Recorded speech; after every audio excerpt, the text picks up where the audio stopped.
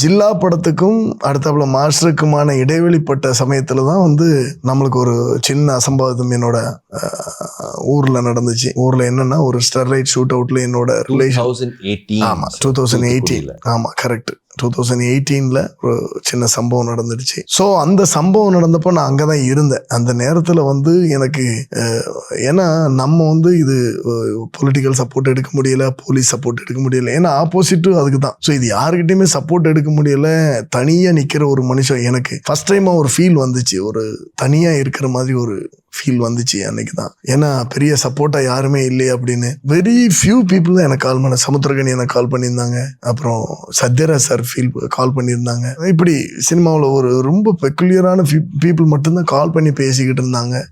எனக்கு ஒரு சின்ன ஆறுதலாக இருந்துச்சு இந்த மாதிரி கால் பண்ணி பேசிக்கிட்டு இருந்ததுல. ஆனால் திடீர்னு பார்த்தா விஜய் சார் அங்கே வந்து லேண்ட் ஆனாங்க. வந்து லேண்ட் ஆகி இதெல்லாம் ஒன்றும் இல்லைவா பார்த்துக்கலாம் அப்படின்னு சொல்லி கூட இருந்து, ஏன்னா என்னோட சிஸ்டரோட ஹஸ்பண்ட் தான் இறந்துருந்தாங்க.